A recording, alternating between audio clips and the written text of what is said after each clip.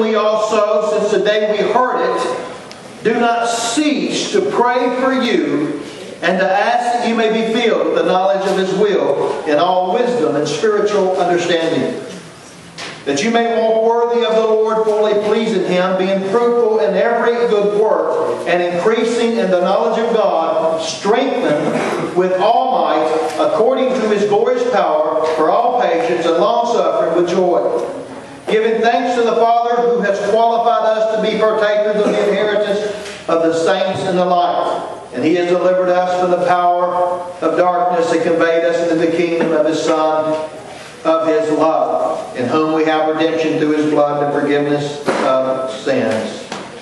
We'll stop there. What I just read to you is what Paul was praying to the church in Colossae. He was saying, he was wanting, what we're going to be talking about this morning is what he wanted for the people.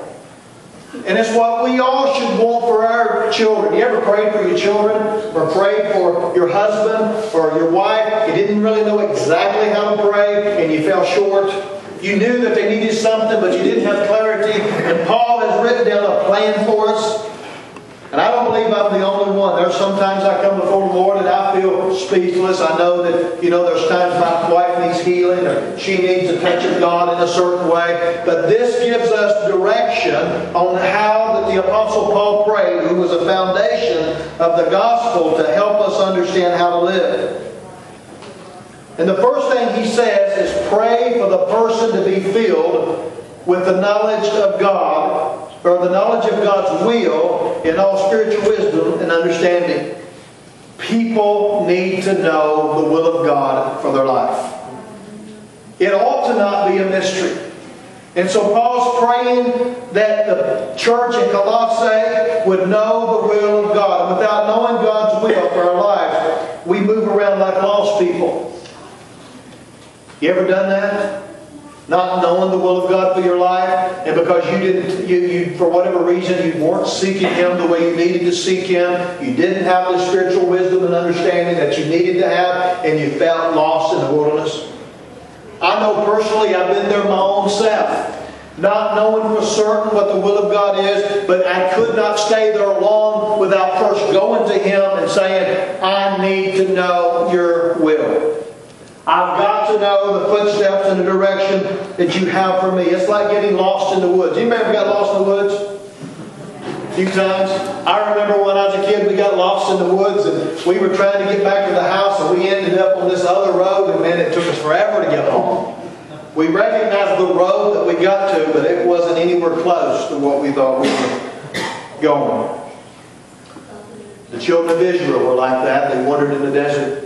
They never understood. They left bondage, but they never understood the will of God was for them to be trained and disciplined and to be able to experience the promises of God. They never understood that.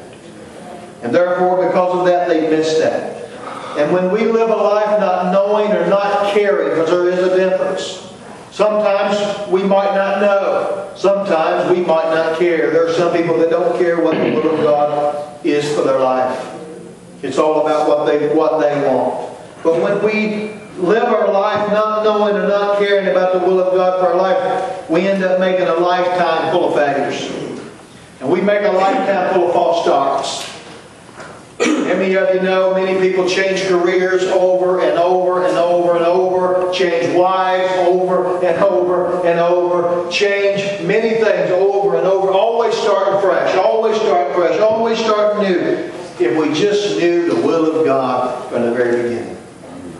If we just had spiritual wisdom and spiritual understanding about who we are and whose we are and what we're supposed to be doing in our life, it would help us tremendously. See, when the will of God becomes known, it marks a destination in our life. If I don't know the will of God, I have nothing to reach for.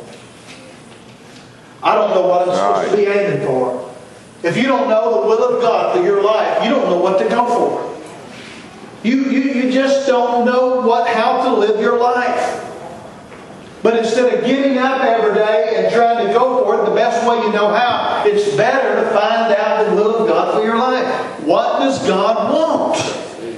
What is His will? What is His heart? Where does He want you to end up? What is His final destination for your life. Some people do it this way. Instead of seeking the Lord, they find a prophet somewhere that speaks, thus saith the Lord, all the time. And they go to that person and they listen to those words, but they never get their own. They never get their own words. It's always somebody else's words for their life. Many people confirmed to me that I was a preacher of the gospel, but none of them called me. People can't tell you what you're supposed to do in your life.